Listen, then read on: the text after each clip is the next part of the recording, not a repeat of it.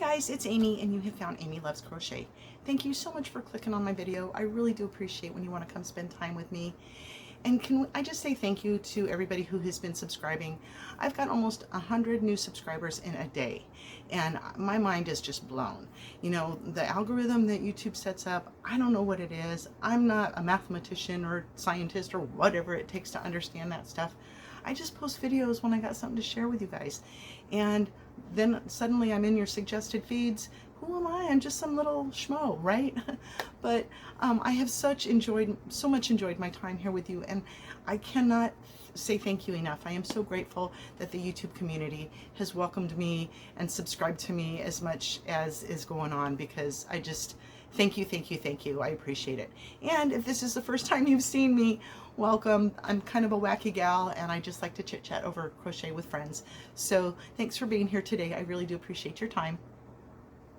So I'm kind of a little bit giddy today because my plans for my vendor event are going well. I mean, where I started and where I am right now is 1,000 degrees difference.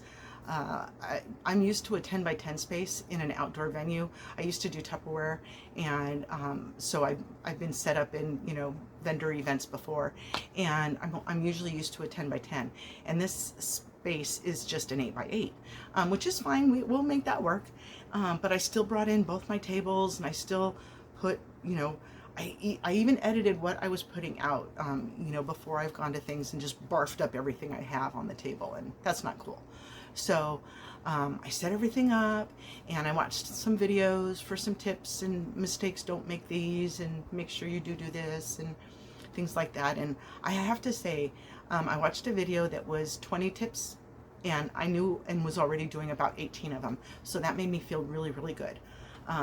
The rest of it is just sort of what I need to balance. As you know, some people are like super professional. They crochet for their business, and I'm kind of the backwards. I just crochet because I love to, and then I've got stuff. So then I got to find a, you know, is anybody going to want to buy this stuff? If not, after a couple of times of tries, it just goes up, you know, for donation or whatever. So, so now I redid a table with just one table, not two tables, and really kind of edited even more so what I was putting out and changing things up even more so. And I'm feeling really, really good at this stage, but I still have a long ways to go.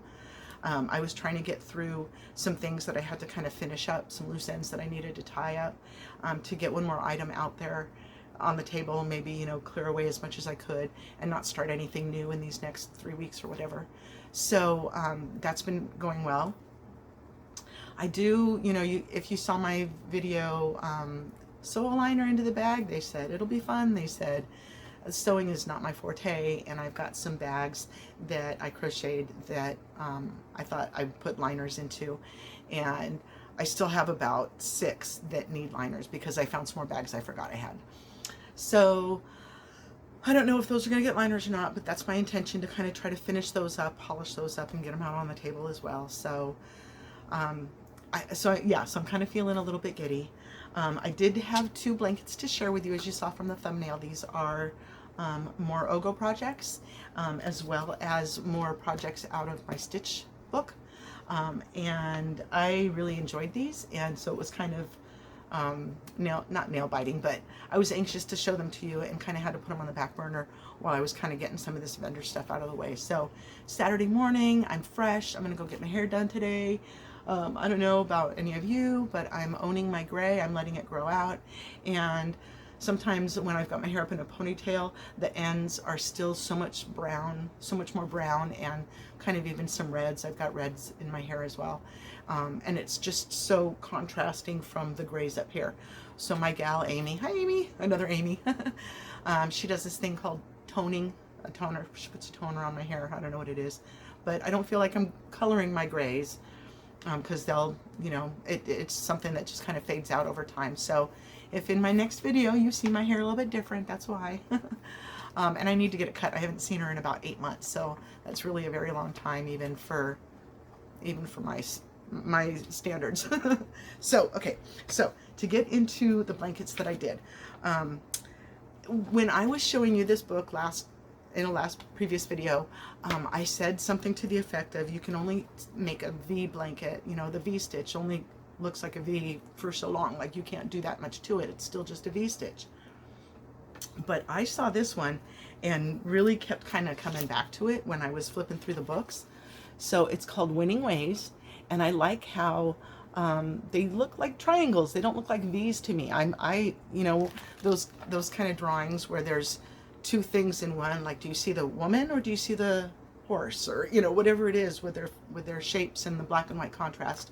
So my eye sees triangles instead of V's, and so I really liked that one. So this took 2 Ogos, and the other thing that I did, if you know, Ogos are, this Ogo particularly is 5 colors, and in a previous blanket I did use all 5, and my mind's eye a little bit, it's off balance because there's 2 yellows, there's 2 yellows, but there's 3 blues. So for this blanket, I went ahead and took out the dark blue and just put in the 2 yellows and the 2 blues together. And the other thing that Amy runs into is when I'm trying to play with a color or use a color until the next one comes around so that it's balanced and I have my symmetry, sometimes it doesn't work right into the project and it makes it much longer than I intended it to be, and then I end up frogging and things like that. So in taking out that dark blue, I think I did well in my choice of colors. Ta-da! So I started with a yellow and was working up and got to this point and said, you know what? I think if I measured it at about here and thought, if I do this again, it's going to be as long as I want it to be. So touching the floor right now, it's a lap blanket as a lap blanket's meant to be, you know, right up to my tummy kind of. And here is the stitch. Okay, so I tried a few different ways to get this closer to the camera and make it look nice like it really looks in person, and it wasn't working. So if I just hold it up right here, it kind of gives you the right effect in my opinion. See how the yellows just look more like triangles? Like all of it just looks more like triangles to me than V's. I don't know. So what I did was, or what I plan to do is border it in this color here, because, you know, the yellows are symmetrical and the blues here are symmetrical, so we just have this blue that was represented there in the center. So the extra that I have still here, I think I'm going to take this blue here and put a border on it. I'm not sure what border yet, but this is one that I'm going to try to finish and get onto the vendor table. I've got to kind of edit, man. I've got so much stuff. I don't know how I'm going to do it other than not setting out blankets at all kind of thing. I don't know. We'll figure it out. So the next pattern that I worked out of the book was this one called Patches. And what it is, let me hold this up. You can see it so much better here than on my blanket right now.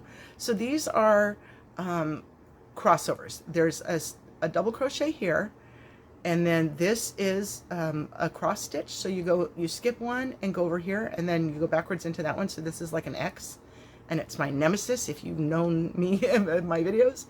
And then there's another double. So double, X, double, and then a shell.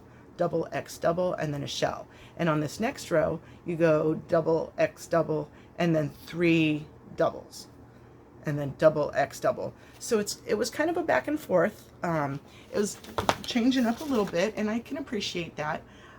Instead of just doing doubles through the whole thing or the same pattern through the whole thing, it's a two pattern repeat, which I enjoyed. So this is 1 Ogo, and I wanted you to be able to see, if you just had one, what could you do with it? And so this one, it does touch the floor, and it's a little bit short for a lap blanket, but I think it would work out really nice for a child's blanket.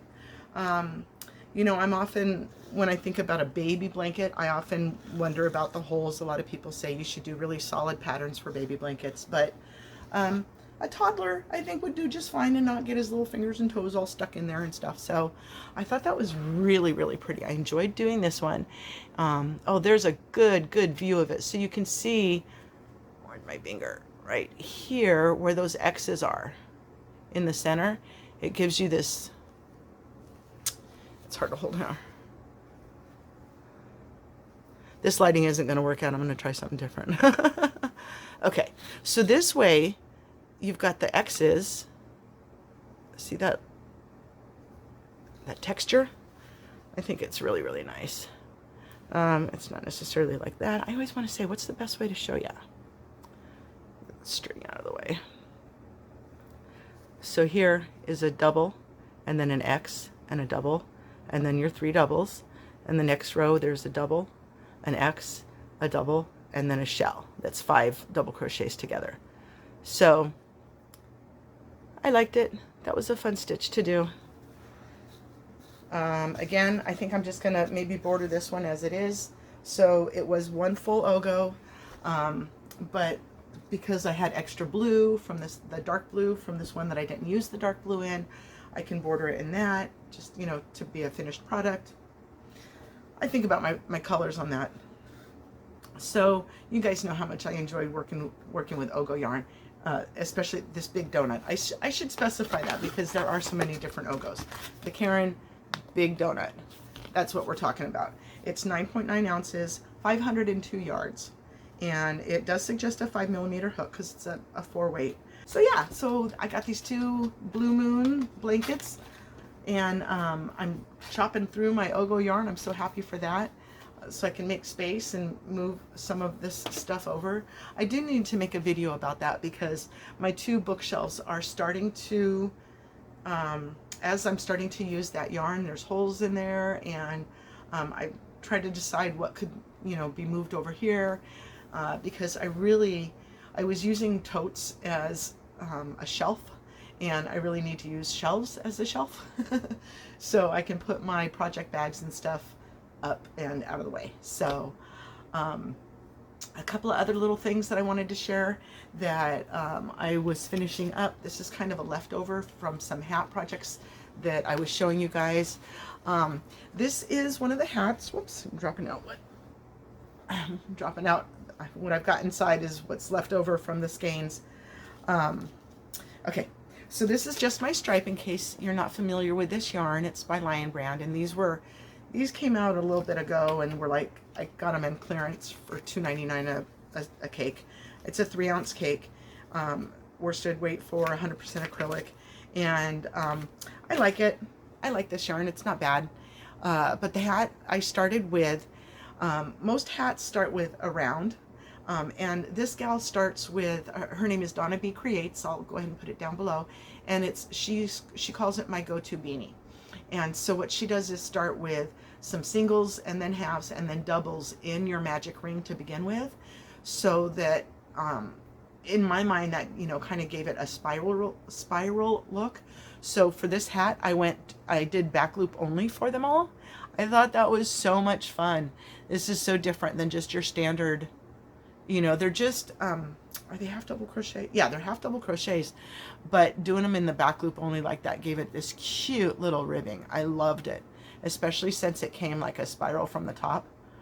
I thought that was great. So playing with a little flower, tried to make it a little cuter than just a little plain hat. So this one will get put onto the vendor table. I'm happy about that. That was cute. And I'm not sure, I know I had some scraps. I think maybe this was a fresh cake, and this pink is what I have left out of the fresh cake. I'm not sure. And then I have some scrappies here, but I was playing with flowers. Did I want to do 2? Is there a rule? I think there's a rule you do 3 or something. I don't know. This one's getting 1. And if you wear it in the center, it's like a cyclops. So wear it off to the side and it's cute. But yeah, back loop only is such a little magic trick. It really, really gives you such a difference. Oh, I like it. Okay, so that turns something very, very simple into hecka cute, in my opinion. And the other thing that I was going to show you guys that I'm finishing up on is